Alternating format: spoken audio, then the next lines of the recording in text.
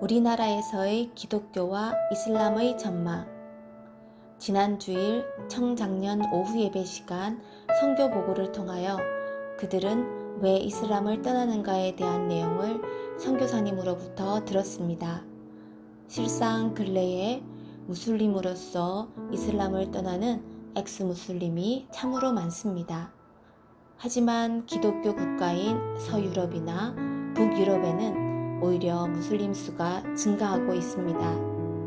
그래서 얼마 전 이슬람과 유럽 문명의 종말이라는 책도 나왔습니다. 책의 제목이 과격하지만 기독교 국가인 유럽 문명이 이슬람 때문에 종말을 맞이할 수 있다는 내용입니다. 여기에 우리나라도 예외가 아닌 상황이기에 오늘의 유럽이 내일의 대한민국이 되지 않아야 된다는 마음으로 이 칼럼을 적습니다. 이슬람은 아랍어로 복종한다는 뜻으로서 이슬람교는 알라를 유일신으로 복종하며 섬기는 종교라 말할 수 있습니다. 아울러 무슬림은 아랍어로 알라에게 복종하는 사람 또는 마음의 평화를 얻은 사람으로서 이슬람교를 믿는 사람을 말합니다. 흔히 이슬람교를 기독교, 유교, 불교, 힌두교 등과 같이 별개의 종교로 구분하지만 엄밀히 말하면 이슬람교는 무하마드의 체험과 유대교와 기독교를 혼합하여 만든 종교입니다. 그런 의미에서 이슬람교는 기독교 이단의 일종으로 여길 수 있으며 이는 그 당시 기독교가 제 역할을 하지 못하였기에 생겼다고 말할 수 있습니다. 다시 말하자면 무하마드가 활동하는 그 시기는 그래도 기독교가 주류인데 기독교가 제 역할을 하지 못하므로 이슬람교가 생겨났다고 말할 수 있습니다.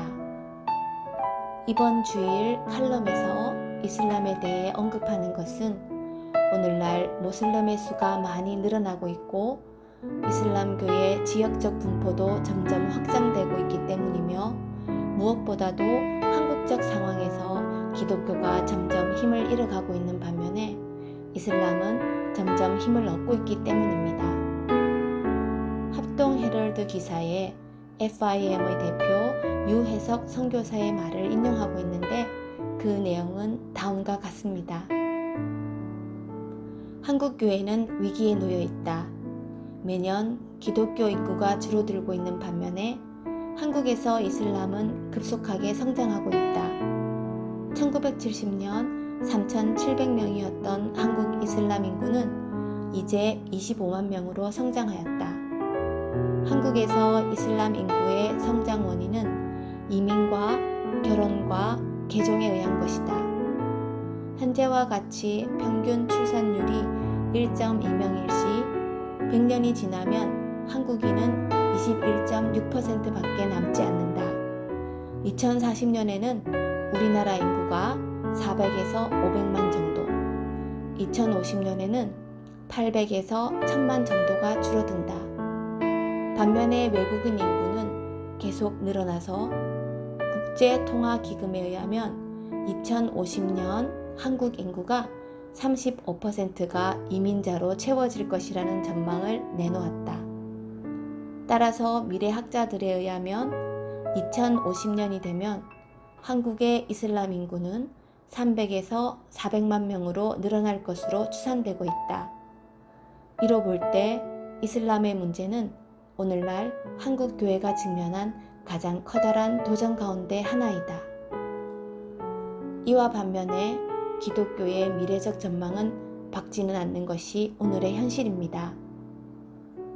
아시아 미래인재연구소장인 최윤식 박사는 2013년 12월 통합측 교육목회 실천협의회 주최 제10차 교육목회 포럼에서 인구 센서스 자료를 기반으로 저출산 고령화의 파급력과 현재의 위기 요소들을 고려할 때에 2050년이 되면 한국의 기독교 인구수는 300에서 400만 명으로 감소할 수 있으며 더 심각한 것은 이 중 60에서 70%는 55세 이상의 은퇴자로 구성되는 것이고 주일학교는 5에서 10%에 불과할 가능성이 상당히 크다라고 발표했습니다. 비록 통계가 다 맞지는 않더라도 특별한 변수가 없다면 어느 정도 일리가 있는 진단이기에 위의 통계도 무시할 수 없습니다.